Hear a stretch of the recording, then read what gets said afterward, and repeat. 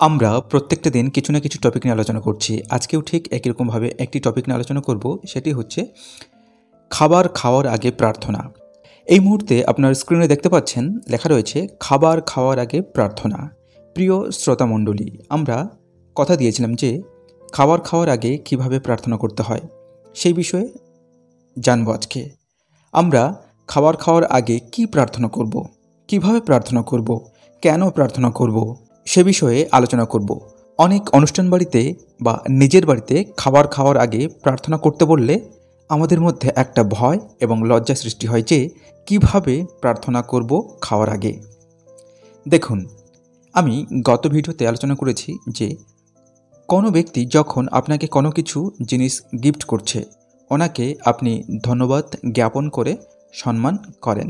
ঠিক একই রকমভাবে ঈশ্বর, এই পৃথিবীর সৃষ্টিকর্তা, তিনি সব কিছুই সৃষ্টি করেছেন এবং পৃথিবীটা দিয়েছেন তাঁর সৃষ্টিকে উপভোগ করার জন্য। আমরা উপভোগ করব অথচ ধন্যবাদ দেব না, তা কি কখনো হয় নাকি? তাই ঈশ্বরকে ধন্যবাদ দিয়ে মহান করুন, তিনি খুব খুশি হবেন। প্রার্থনা। হে ঈশ্বর, তুমি আমাদের সৃষ্টিকর্তা। পিতা, তোমাকে ধন্যবাদ করি যে তুমি আমাদেরকে এই সুন্দর পৃথিবী নামক গ্রহকে উপহার দিয়েছ। এই পৃথিবী সমস্ত অংশ তোমার, আর এখন তুমি আমাদেরকে যে খাবার দিয়েছ তার জন্য তোমাকে ধন্যবাদ। এই খাবারকে আশীর্বাদ করো। কোনো অসুচি জিনিস থাকলে সেটাকে সূচি করে দাও। যারা দীন, দুঃখী, দরিদ্র এবং আজকে যারা অনাহারে আছে তাদেরকে তুমি খাবার যোগান দাও।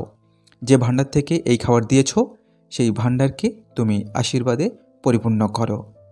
এই খাবার খেয়ে যেন তৃপ্তি পাই এবং তোমার রাজ্যের কাজ বৃদ্ধি করতে পারি। এই প্রার্থনা প্রভু যীশু খ্রিস্ট নামে চাই, আমেন। প্রার্থনার মধ্যে অনেক কিছু বিষয় লুকিয়ে রয়েছে। তার মধ্যে একটি জিনিস হচ্ছে সূচি ও অসুচি, আর 2 নম্বর হচ্ছে পরিপূর্ণ। সূচি এবং অসুচি কেন আমি বলছি, আমি আপনাদেরকে বাইবেল থেকে একটা সুন্দর ঘটনা তুলে ধরব। সেটি হয়েছে, একবার এক সময় একসঙ্গে অনেকেই খেতে বসেছে। তো তাদের মধ্যে একজন চিৎকার করে বলল, এই তোমরা ওই খাবারটা খেও না, ওই খাবারের মধ্যে বিষ রয়েছে, তোমরা মারা পড়বে। তখন একজন বলল, কিছুটা ময়দা আনো এবং তার মধ্যে ঢালো এবং তার জন্য প্রার্থনা করো। সুতরাং কোনো কিছু খাবার আগে যদি আমরা প্রার্থনা করে খাই তাহলে সেই অসুচি জিনিসটা সূচি হয়ে যায়। তা বলে কি আমরা মদ খাবো? তা বলে কি আমরা গাঁজা খাবো?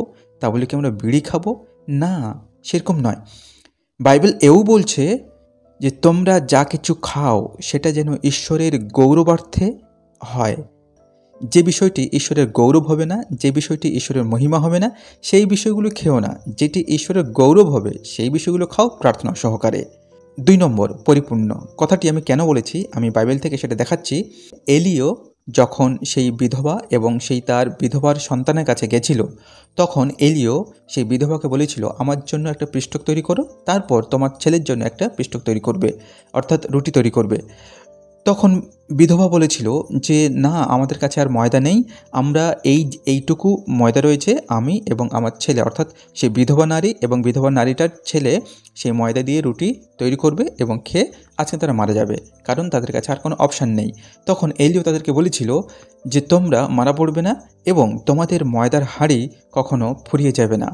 সেই ময়দার হাঁড়ি পরবর্তী সময়ে পরিপূর্ণ হয়ে গেছিল।